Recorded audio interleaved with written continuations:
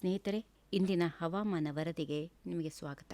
ರಾಜ್ಯಾದ್ಯಂತ ಮುಂಗಾರು ಮಳೆ ಮತ್ತೆ ಚುರುಕುಗೊಂಡಿದ್ದು, ಇಂದು ನಿಮ್ಮ ಜಿಲ್ಲೆಯಲ್ಲಿ ಯಾವ ರೀತಿಯ ವಾತಾವರಣ ಇರಲಿದೆ, ಎಲ್ಲೆಲ್ಲಿ ಭಾರಿ ಮಳೆಯಾಗುವ ಸಾಧ್ಯತೆಗಳಿವೆ ಎನ್ನುವುದರ ಸಂಪೂರ್ಣ ಮಾಹಿತಿ ಹವಾಮಾನ ವರದಿಯನ್ನ ಈ ವಿಡಿಯೋದಲ್ಲಿ ತಿಳಿಯೋಣ.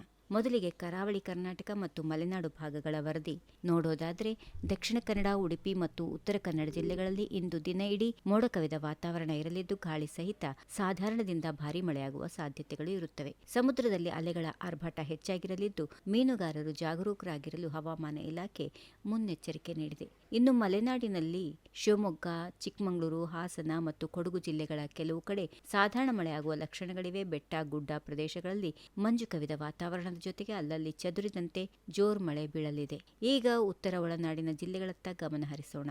ಬೆಳಗಾವಿ, ಧಾರವಾಡ, ಹಾವೇರಿ ಮತ್ತು ಗದಗ ಜಿಲ್ಲೆಗಳಲ್ಲಿ ಇಂದು ಸಾಧಾರಣ ಮಳೆಯಾಗುವ ಸಾಧ್ಯತೆ ಇದೆ.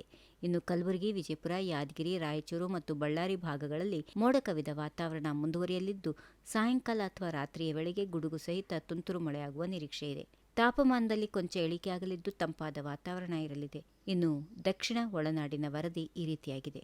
ರಾಜಧಾನಿ ಬೆಂಗಳೂರು ನಗರ ಹಾಗೂ ಗ್ರಾಮಾಂತರ ಜಿಲ್ಲೆಗಳಲ್ಲಿ ಗರಿಷ್ಠ ತಾಪಮಾನ 28 ಡಿಗ್ರಿ ಸೆಲ್ಸಿಯಸ್ ತನಕ ಇರಲಿದ್ದು, ಮಧ್ಯಾಹ್ನ ಹಾಗೂ ಸಂಜೆಯ ವೇಳೆಗೆ ಹಗುರದಿಂದ ಸಾಧಾರಣ ಶವರ್ಸ್ ಅಥವಾ ಮಳೆಯಾಗುವ ಸಾಧ್ಯತೆಗಳು ಇರುತ್ತವೆ. ಮೈಸೂರು, ಮಂಡ್ಯ, ರಾಮನಗರ, ತುಮಕೂರು, ಚಾಮರಾಜನಗರ ಜಿಲ್ಲೆಗಳಲ್ಲಿ ಅಲ್ಲಲ್ಲಿ ಸಾಧಾರಣ ಮಳೆಯಾಗಬಹುದು. ಚಿತ್ರದುರ್ಗ, ದಾವಣಗೆರೆ ಕಡೆಗಳಲ್ಲಿ ಮೋಡ ಕವಿದ ವಾತಾವರಣದೊಂದಿಗೆ ತಂಪಾದ ಗಾಳಿ ಬೀಸಲಿದೆ. ಇವಿಷ್ಟು ಇಂದಿನ ಕರ್ನಾಟಕದ ಜಿಲ್ಲಾವಾರು ಮಳೆಯ ವರದಿ. ನಿಮ್ಮ ಜಿಲ್ಲೆಯಲ್ಲಿ ಇಂದು ಮಳೆಯಾಗುತ್ತಿದೆಯೇ? ಕಾಮೆಂಟ್ ಮಾಡಿ ನಮಗೆ ತಿಳಿಸಿ. ಈ ವಿಡಿಯೋಗೆ ಒಂದು ಲೈಕ್ ಮಾಡಿ ಹಾಗೂ ನಿಮ್ಮ ಚಾನೆಲ್ ಅನ್ನ ತಕ್ಷಣವೇ ಸಬ್ಸ್ಕ್ರೈಬ್ ಮಾಡಿಕೊಳ್ಳಿ. ಪಕ್ಕದಲ್ಲಿರೋ ಬೆಲ್ ಐಕಾನ್ ಒತ್ತಲು ಮರಿಬೇಡಿ. ಧನ್ಯವಾದಗಳು. ಶುಭ ದಿನ.